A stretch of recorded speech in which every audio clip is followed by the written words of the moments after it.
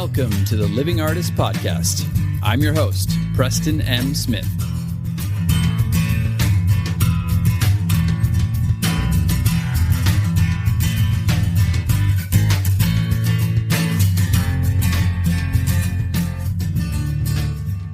Hey, everybody. Welcome to the Living Artist Podcast. I'm Preston M. Smith, at PMS Artwork everywhere on internet land and socials. I want to thank you for landing on this podcast. Whether you're a professional artist, just getting started in the art world, a collector of art, or just consider yourself a creative person, this podcast has something for you. I like to think of it as a fun way to rant and talk to other creative people about living the life of an artist, surviving and getting ahead in the art world, and enjoying your life. But most importantly, not waiting until you're dead to make it happen. All right, let's get started.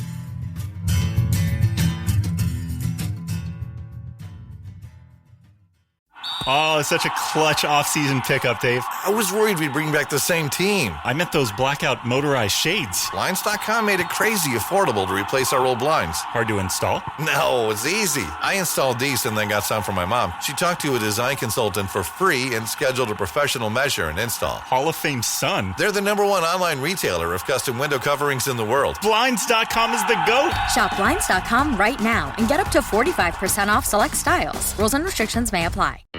Kroger Delivery has one mission: to deliver the freshest food right to your door. That's why our drivers are pros.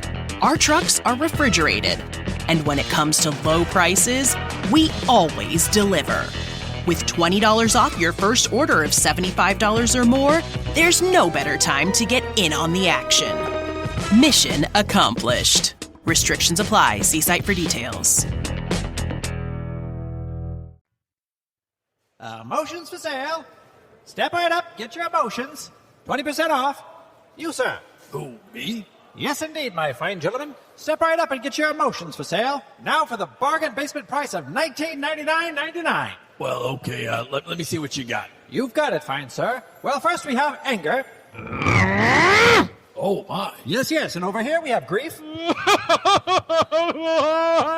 Oh, I don't know about that one. Yes, no problem. I know what you're here for. It's one of our all-time bestsellers. Brace yourself for elation. Ooh, that is nice. You don't have to tell me twice. Let's get this crack-a-lackin'. I can offer you to buy two and get the third one absolutely free. What do you say, sir? You know, I'd really like to. These are all great deals, but at the moment, unfortunately, I'm emotionally bankrupt. Ay. That was just uncalled for. But, you know, as with everything, there is a point to all that. But first, before we get into this episode about emotions for sale, I'd like to read our most recent review on Apple Podcasts. This review comes from Fuck It, which is a great username, of course, and it is titled Very Funny and Very Helpful Advice. There's a lot to navigate in the art world, and Preston is one of the best captains to listen to if you're needing help in finding your way. I know Preston personally, IRL, and I can tell you that he's the same person as he is on the podcast, funny and honest. And to be truthful, the art world is pretty close to any other world, so his advice and perspective can be applied to many situations, which makes listening to his podcast that much more powerful. It's obvious that he's a student of the human condition and psychology, which only fuels his passion for greater wisdom here for us wanderers to soak up. Thank you so much, Fuck It. I guess I know you IRL in real life, but yeah, I would love to shout you out on the podcast and get some links going for your art. But yeah, reach out to me privately on a private message and let me know who's behind the Fuck It username, and I will definitely shout you out on the next podcast and put your link in the description and show notes. But first and foremost, thank you for the awesome review and for taking the time to do that, as well as for listening to the pod. And for anybody else who wants to leave a review, let me know who you are if I can't discern from your name on the actual review itself. And yeah, leave a 5-star review on Apple Podcasts. We will read it here and shout you out. So stay tuned for this artist's URL and social media on one of the next podcasts. So what are we going to talk about today? We are going to be talking about emotions. Yes, and emotions for sale. What do I mean when I say that? Well, I mean that we really are truly selling emotions with our art. And we're not just selling it, we're creating emotions, obviously. The selling is just something on the tail end when people actually collect your work. But what are we actually trying to do and striving to do? And what is the best art out there really doing? It's actually conveying an emotion. Yes, that could be passion, it could be anger, it could be political, it could be, joy, grief, sadness, whatever. Any emotion that you're trying to convey. And when it's really rooted in that raw emotion, even if you're painting something or creating something that is like a visual representation, like a still life or a landscape, that emotion can be effused in there. And that emotion can resonate through even just a visual representation based on what you were doing when you put it in there, what you're infusing into the work itself, what you were listening to while you were painting it, how you were feeling while you were painting it, how the brushstrokes were coming on there, however you were applying the paint or whatever medium you're using. It comes through the action and filtered through your own emotions. And that's what I've always tried to do, is just be a raw, unfiltered, emotional person when I get in the studio. I just open myself up to let that come out. And it does come out. And a lot of times, it's intangible, but you can feel what's going on the canvas. You can feel what's going on with the colors and the swiping and the chaotic movement of the colors and the textures and, the gestural movement of the paint. It's all there. Like, you can really feel the emotion. Like, you could feel that in a Pollock painting. You can feel that in a Frida Kahlo painting. You could feel that in a Warhol. You could feel that in a George O'Keeffe. Just go down the road. You can really feel the emotion through the best artists. So I'm going to give you some examples of that in art and in life, just to kind of drive this home, this concept home. I was watching the Fire Aid concert the other night with my wife on HBO. We were about ready to go to bed, and we were like, oh, let's just turn this on for a bit. We ended up watching a lot of it, fast forwarding some of it, and we were both exhausted. I'm still fighting this, this disease, and I get really tired at the end of the night. And I realized as they came out with like Alanis, which was amazing, and Stevie Nicks, which was awesome. And, there were Chili Peppers, and they had a Nirvana band come up. It was like Dave Grohl and some other people, but they had 4 different women singing Kurt Cobain. And we'll get into that later. But as soon as I felt that emotion, that raw emotion from Nirvana and the guitars and the chaos of the sound of it, it woke me up to the point where I couldn't fall asleep that night. It was like I took some crack or something, but it's because it tapped into that raw emotion that I have. It got me excited. It got me inspired. It got me jazzed. And the concert in general, I loved hearing Alanis, and she played some great songs. Thank You is one of my favorite songs. It was great to hear Stevie Nicks. It was great to hear, Green Day with Billie Eilish, and, Gwen Stefani was there, and everybody was there. Like, Creedence was there. A bunch of great artists were there. And I, check it out if you haven't been able to. I'm sure you can find clips of it somewhere. But it was really inspiring. And the ones that really resonated, though, were the ones that were filled with emotion. And the ones that had that kind of raw emotion, those were the ones that always stand out. You can be technically good. I was in a band where there was a guitar player who was technically amazing, but it was very much rooted in musical theory and calculated. And though he was very proficient in what he was doing, it was lacking a little bit of that emotional resonance when it came out, because there was nothing really to it as far as like, where this was coming from inside of him. So it could be as technical and as beautiful as possible, but you put it up next to somebody else who, played the same song or even a different song that was less technically astute, but it had more raw emotion. And that was the song that was going to resonate, or that's the guitar player that was going to resonate. And this is very important when it applies to your art. How do we get into that state where we can put our raw emotion into there? And that's something that we all have to figure out on our own. But I think that more than anything, almost more important than our skill, like our skill set is amazing. Like, you have to hone your craft and everything, but you can get by a lot on just being unfiltered raw emotion with your art. If you can tap into that, if you can tap into the human condition and convey that in a way that is authentic in your art medium, that is going to really carry you a long way. And it's going to carry you past technical proficiency, and it's going to transcend different, movements and different, trends in the art world even. Like, if that emotion is still there and resonates, it's going to always be there and resonate with people down the road. And that's what people are really going to latch into. Like, Van Gogh was pure emotion for me. You can argue it wasn't, but like I feel the emotion in all of his brushstrokes. I feel the pain. I feel the mental illness that was in there. It was raw, and it was, it's kind of like the Kurt Cobain thing. You could have people singing Kurt Cobain, you can have them singing a different song, and, maybe they're hitting all the notes, but something's missing. And that's because Kurt Cobain was a genius. Yes, he was proficient as a guitar player and as a singer and a songwriter, but he also was just doing something so raw and guttural with his voice that nobody could emulate.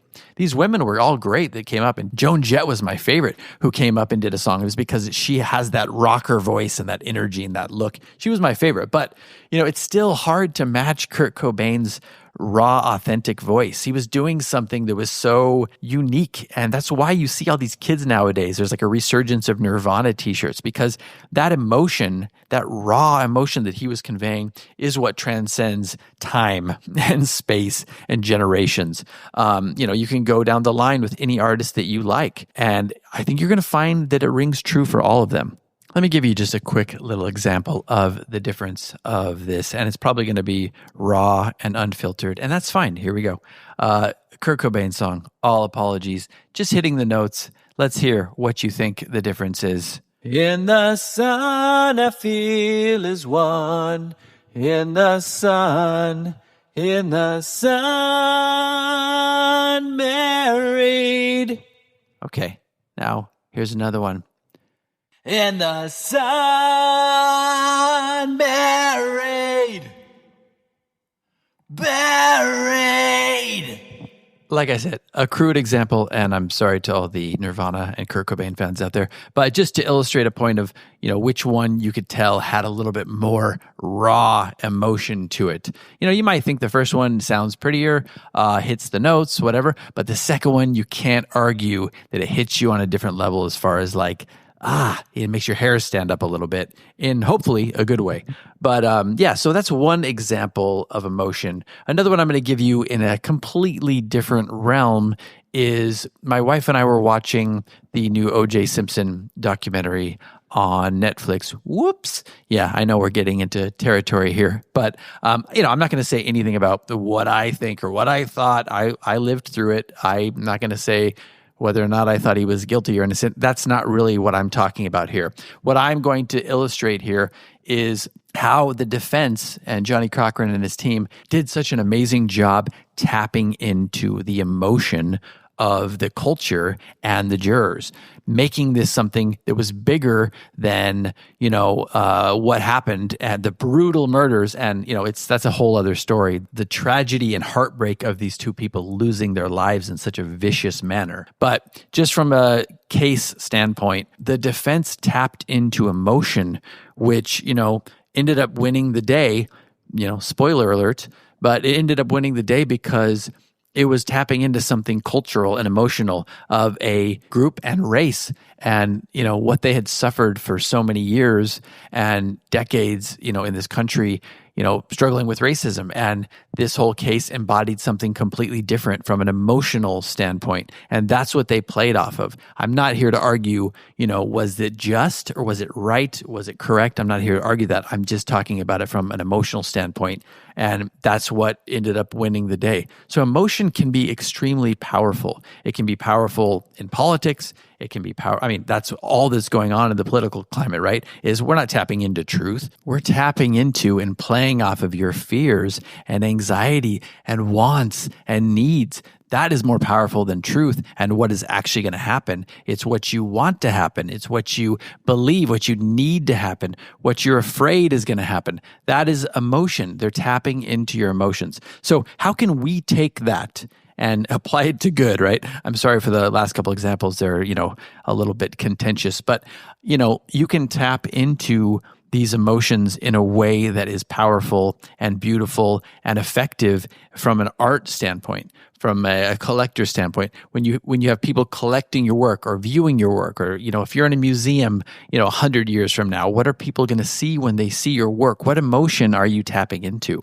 And, it might not be readily apparent from the medium and from the subject matter that you're creating in your art form, but it will be infused in there if you are tapping into emotion while you're creating it. And that's what I really want to emphasize on this podcast episode more than anything. And for you to be able to take this idea, take it home, and really maybe think about how you can really tap into this a bit more from a creation standpoint and even from a branding standpoint. When I went back and started thinking about my work, I was like, yeah, my work and my life has been, and it still is, a process of transitioning from darkness into light. And that kind of embodies, an overarching theme of what I'm doing in my work. You might not see it in each individual piece, but it is there. It is there in the work, and it is there in all the series and in my body of work. That's what it kind of embodies. And that's the emotion I want people to tap into.